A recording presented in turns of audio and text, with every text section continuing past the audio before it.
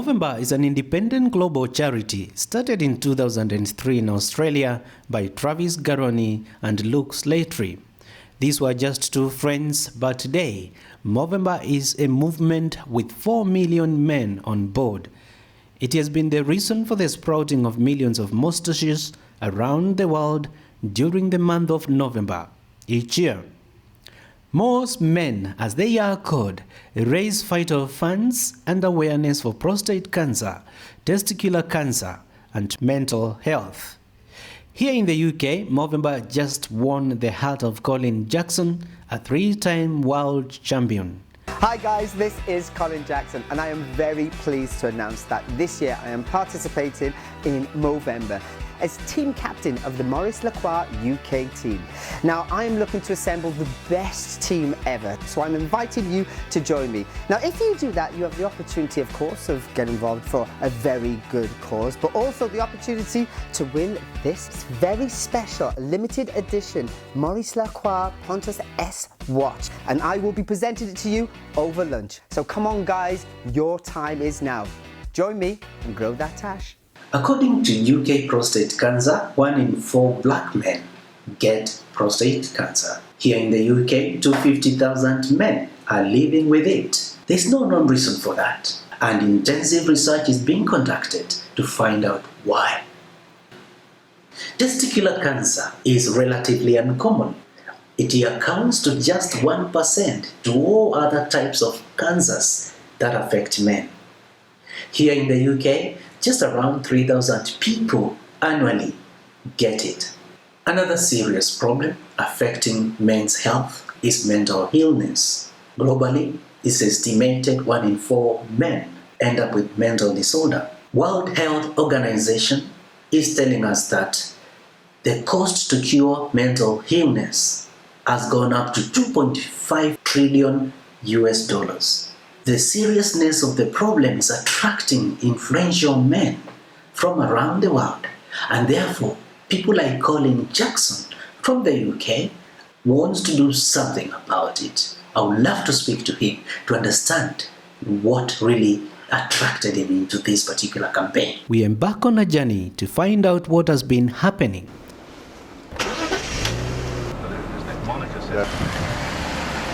We have just arrived in Cardiff from London. Hopefully, Colin Jackson is somewhere waiting.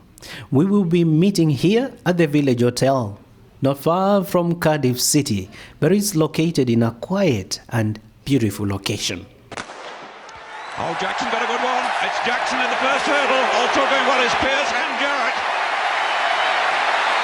And it's Jackson going away. 2 to go. Jackson takes it. Jarrett gets the silver and Pierce the bronze.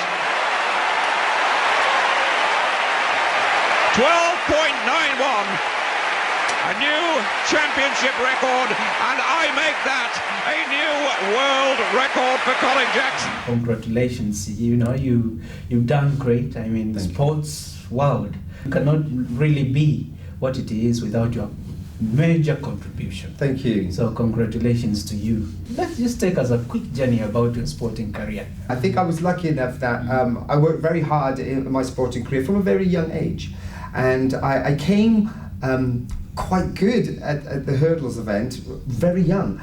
By the age of 21, I had won medals at Commonwealth, European, World and Olympic level. Wow. So I was, accelerated really into, into the world-class limelight very quickly. And I think I was lucky to do that. But then, as you very well know, the most difficult part of achievement then is sustaining that for a long period of time. True. And not only sustaining it then, but try to elevate yourself. Try to even improve on what you're doing already. So for me, it was an interesting journey just to go through my career and just to be the best I could possibly be. I think then as I came to the end of my career, I won my final title in 2002. It was my last outdoor season in Munich, winning my 4th European title over the 110 metre hurdles. I started to really reflect on what I wanted to do after and what influence I could have or what difference I could make, because I always thought people invested in me. And the fact they invested in me made me become the person I am today. True. So I thought in some way, some shape, some form, if I can give back anything that can just give people a little bit of mindset, give them something to think about, and then they can develop their own story from there. Yeah, sure. So first of all, I set up a couple of academies, Red Shoes Academy, which we try to inspire as many young people as we can with sporting legends that go into schools and relate their stories to certain issues that young people may be dealing with now. Okay. And make sure that young people understand they're not the first to have gone through it. Yeah. Many people have gone through it before and have come out on the other side. Yeah. So that's a very important thing for me. That's something I have a passion for. But then also onto prostate cancer. I'm working with prostate cancer here in UK because two of my uncles suffered from it. What got you into it? Yeah, well, first of all, it was when you're a young man, you don't really think about cancer in any shape, really, because it's such a long way away from you. It seems like it's very distant. But as you get older and you get into your middle age, and I thought to myself, well, you know, I need to have a real overhaul health check. Because one of my uncles survived prostate cancer, the other one passed away, unfortunately, from it. And so I thought, I don't want really that to happen to me. Let's make sure where they've made their mistakes, I don't want to make my mistake. So if I could go in and get all my health checks done and everything's absolutely perfect, then I have that, then becomes my starting point to where I can go from tomorrow, the next day, etc., etc. So I then kind of started to look into different types of cancers before I gave my support to any. And the statistics for prostate cancer and for the Afro-Caribbean community, for me, was startling. I didn't really realise how much it affected us as a group of people. And that's really what inspired me, because I thought to myself, you know what? We need so many positive black men role models in this world, and we don't want to lose them. Just because of ignorance. Yeah. So for me, it was very important that I tried to get the message out to Afro-Caribbean men, please go and get yourself tested. You are wonderful, wholesome men, and we need you to be great role models for our future. So for me, it's like, let's do something about it. I got involved in this whole Movember campaign, really because one of my partners that I work with, Maurice Lacroix, the watch brand, is actually sponsoring Movember this year. And because Maurice Lacroix are involved and prostate cancer is something that's really close to my heart, and it's important that the Movember campaign really raises men's health awareness across different scopes. So we're talking about prostate cancer, testicular cancer, and also mental health. And all these things are things that I think we should be aware of. And for me, if I grow a moustache and people notice it and they ask me why I'm doing it, which is to raise both awareness for the campaign and as much money as we possibly can for this ultimately great cause, in my opinion. This money then, when it's raised, where does it go? How does it make a difference? Yeah, well, the biggest thing that we have and we suffer from in men's health issues are research scientists. Because it's not really that glamorous, so there's not that much money pumped in to the research of prostate cancer, testicular cancer, compared to something like breast cancer, for example. If I think right now, I was going to say don't quote me on this, but I'll allow you to. I think the prostate cancer real test hasn't changed since the 60s. Wow. Whilst if you think how breast cancer has changed in its research and the development of that and what it's achieved is incredible. And I put that a lot down to men being a little bit stum and not allowing it to happen, while women are far more vocal in the same circumstances. So you can see for us it's about that money that we can bring in and then we can invest directly into research, which ultimately can keep us alive. Is there like a form of apathy, or is it fear? Because talk about me, I don't want to go to the hospital unless I have to. I understand it. I absolutely understand your story. And that's a normal story. And you feel well, you're 100% as far as you're concerned, there's nothing wrong. But you can stay that way just by getting a checkup. And I think that is the crucial message for me, to get into our everyday language and our thought process. Ultimately, it's about us. You know, how do we want to end our life? We can end our life in a reasonable way, or a way that it's kind of disappointing because you couldn't be bothered to do something. And that is who the people you're leaving behind has got to deal with that. I mean, you're going to suffer, yes, but ultimately the people you leave behind are going to be the ones that are left in real trauma. And it's something that you could have really had a lot of control under.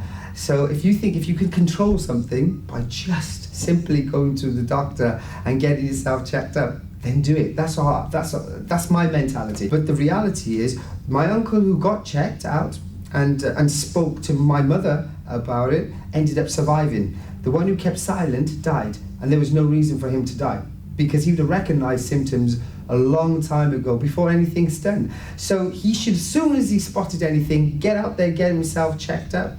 And I spend a lot of time nagging women as well, you know, to say to the women, if you see anything wrong with your fellas, what their attitudes are, anything, push them to go to the doctor because it is vital. Would you then think about doing something in Africa, for example? Anytime, anyway. I get invited over, I go, I speak. I was in Kenya recently, down in South Africa, Namibia. So yeah, anywhere that it's necessary, I tell people I am there to really push out that message. Because great, incredible, strong, male role models are not always around. And the ones we have, we need to keep. As I look on the streets, there's a lot of men walking, just doing their own thing as they do it every day. I just wonder how many of them think it's important to get checked by the doctor. I'm here today to find out from men their thoughts about getting checked. As an African man, that's not a culture, but I believe that that's very important because from time to time you hear people dying of, strange diseases and stuff like that. And, you get up early in the morning and you think you are fit, and before you realize you collapse by the wayside. But I believe that, in contemporary times, I believe that it's very important that as time goes on, you have to, frequent, the hospital to check how your body anatomy is functioning and stuff like that, because for you to be productive in society, you also have to take good care of your health, which is very important. My father has prostate cancer, and he's quite fortunate to have it on the outside because I know you can get it and it's on the inside, and being inside is quite severe. But I've been checked myself, and I think that everybody else should be checked as well. I have sons. I have one son, and I'm going to make sure he gets checked. My father, his brother and father had prostate cancer and died from it. So I believe it's in my family. Mostly for black people, I think they should get checked, because it's a serious, serious illness. The prostate is a gland that lies underneath the bladder, and it surrounds the tube that comes out of the bladder, which is called the urethra. It's only found in men, and it's about the size and shape of a walnut. Its main job really is to produce fluid to keep the sperm and semen healthy. There are three main conditions that can affect the prostate. The most common one we see is called an enlarged prostate. It's not cancerous, but it just means it's enlarging because the man is getting older. It's commonly seen in men from about the age of 50 onwards. The second condition that we see in men is called prostatitis, and this is where the prostate becomes infected or inflamed, and it's much more common than men think, and it usually appears in men from about the age of 30 to 50, but in fact it can affect men of all ages. But the third condition that we see is prostate cancer. And prostate cancer is certainly more common in men as they get older. Most cases are over the age of 65, but we do see it in men who are 50 years old, and indeed in a few men even younger than that, in their 40s.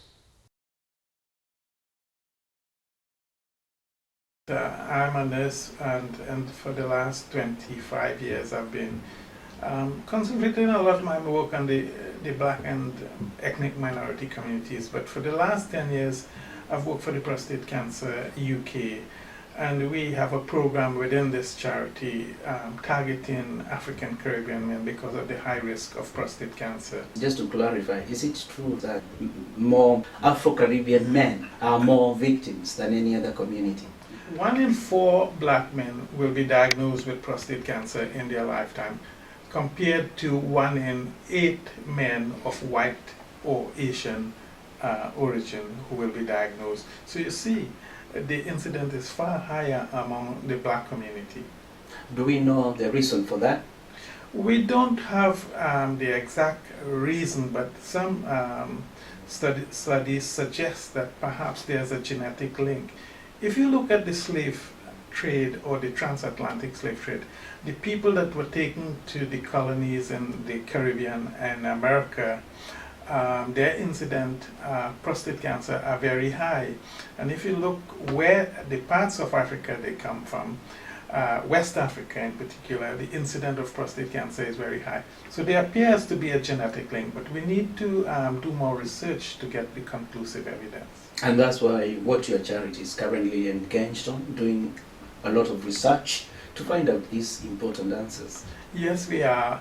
The charity is investing £25 million over the next 3 years in finding a better test for prostate cancer, in better treatment, but also finding the cause of prostate cancer and why there's a higher risk in black men. It's very important that men should get checked. And all men in general, according to government NHS guidelines, which is the prostate risk management, all men can go at age 50 to their GP and request a prostate check. And the GP is obliged to tell the person the pros and cons of the test, and then the patient make an informed choice whether to proceed or not. With black men, we suggest that they go to their GPs in their 40s and have a discussion with them about their high risk and get checked. Once you start getting checked, you could do it every year or every 2 years. There's no strict guidelines about that, and that's something you can decide as a person if you want to have it done every year or every 2 years. The actual test, the blood test, is not expensive. It's around £10 each, so it's not a question of cost. What help is there? If you go to your doctor and you have an abnormal reading, it requires investigation, which is a biopsy, to confirm whether you have cancer or not. When they confirm that you have cancer, then they will do scans to see if it's spread or not. And based on these results, they can tell you what treatment option you can have. Now, cancer, when it's staged in 3 different stages. Early, which is localized, meaning the cancer is confined to the prostate. Locally advanced means the cancer just breached on the outside of the prostate, and advanced means it's spread outside the prostate. If we find localized cancer, this is potentially curative with surgery, and nowadays we have surgery where we can remove the prostate with a robot or open surgery. You have radiotherapy. There are 2 types. One is external beam, is similar to an X-ray, or where they plant radiation seed directly into the prostate. There are other treatments as well, but those are the main 2 treatments for localized or early prostate cancer, which has a curable intention. What about when it is late? Is there help at all? Yes, there is. Prostate cancer generally is a slow-growing cancer, and if it's caught late and we cannot perform surgery or radiotherapy treatment, they can be treated with hormones. We know prostate cancer lives on testosterone, which is produced by the testicles or testes, and what they do is to stop the man producing these testosterone levels, and by stopping the testosterone, you slow the cancer growth. Well, certainly Prostate Cancer UK is the largest charity dealing with prostate cancer, and in so we have a dedicated helpline where we have 11 nurses who are specialists who are able to take calls and speak to men in confidential conversation about their concerns or about their treatment or anything relating to prostate cancer. We follow up that with written information. We also have peer support where we can get a man with prostate cancer to speak to someone who is thinking about their treatment options. We offer a wide variety of service. We go out to the community and do awareness talk, and we're happy to do this for any community groups. If they contact us, we have special information targeting the African Caribbean community. And as I say, we have special talks to them trying to raise awareness. Well, it's so important, you know, our men have to put our masculinity behind us. You can save your life. Ignoring it is not going to make it go away. Please come forward, go and see your doctor and get checked. It doesn't cost you anything. We live in a society where we have equal access to health care. Use it. You paid your taxes. Go and get checked. It's a different day, and yes, we are back in Wales. This is Celtic Manor Hotel in Newport. It's a very beautiful day, and as we are approaching Christmas, a lot of decorations all around the hotel. It is 30th of November, the very big day Colin Jackson has been looking forward for. And he did not come alone, came with his father, mother, his dear wife, and his son. Let us find out why. On this very bed, Colin Jackson will be lying on it to get his mustache shaved. That will mark the end of Movember campaign, which began on 1st of November. The day has come at last. What are your thoughts? The day has come. It's arrived. Yeah, it's going to be interesting because I don't think I've ever been shaved before by anybody. So this is going to be the first time that's going to happen. But I think it's a little bit of relief. But it's a good idea. It's fantastic. Last time we spoke, you called it caterpillar. Yeah. It's definitely a hairy caterpillar, but we'll get rid of it now. Yeah, let's see. And I'll most probably lose that extra warmth because it is quite unusual that keeps your lips quite warm. So I'll have a shock when I go out and it's all gone. Yeah. I'll let you go. We'll talk after you have done it. All right, after the deed is done. Moustache. Here it goes.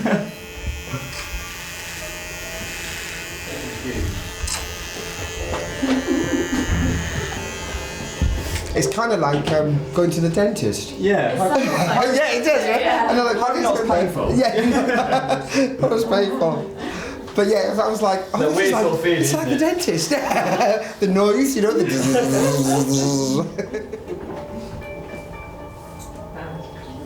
was some nice music. Send all the bodies down to Sweeney Todd. Sweeney Todd. There you go.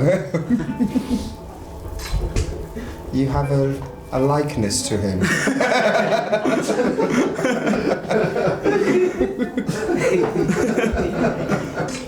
Thank God they're witnesses. I don't know very much. I felt the words, oh, I'm busted, they'll come there.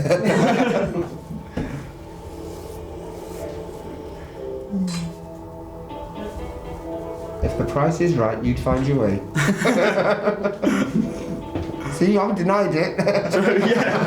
Yeah, it's foliated the skin to get off all the excess dirt and hair.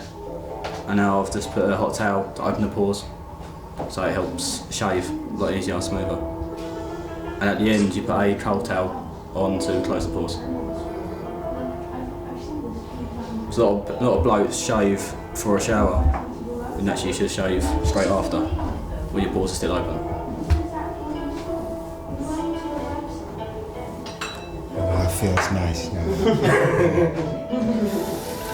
I'm tempted to lick my lips. Is it safe to fall asleep? See?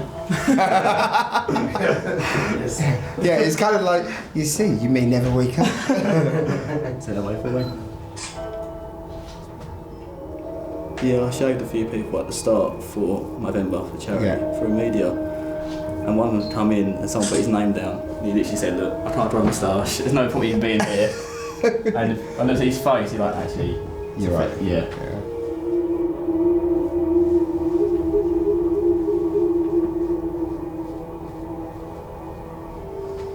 No blood? Right, set up me, I'll take it down. Oh.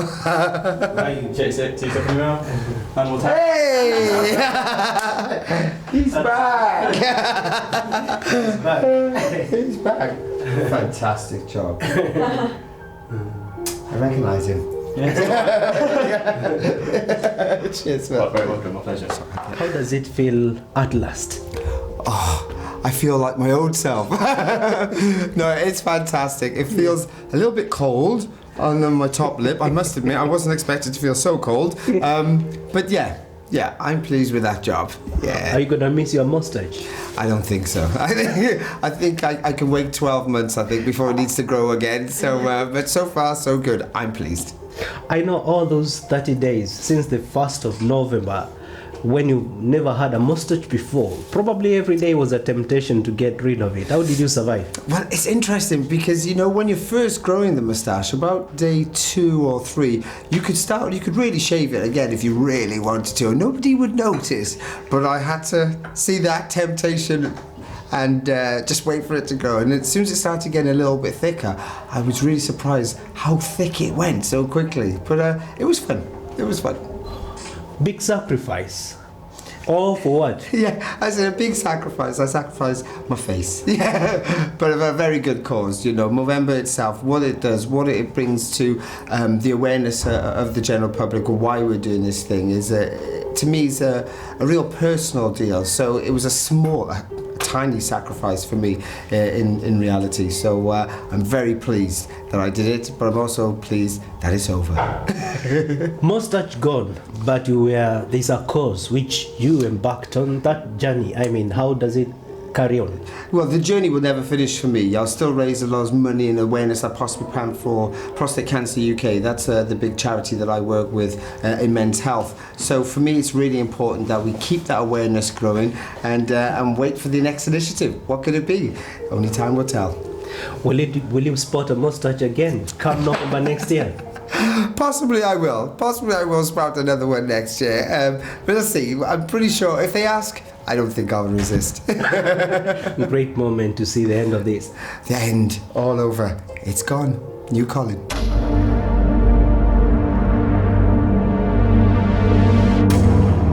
2010, this is where they hosted the Ryder Cup. So, yeah, it's an incredible golf course. Yeah. One of the really multi-millionaires in the world sets up also. It was originally a hospital. And a couple of my friends were actually born in the hospital when it was a hospital. Yeah. The Movember campaign ends this year, but it will be back next year. This campaign is not just about men sporting mustaches and getting them shaved. It is about focus on men's health. It is about fighting these killer diseases for men to be around a bit longer. It is about encouraging men to get checked by the doctors to make sure all is well before it gets late.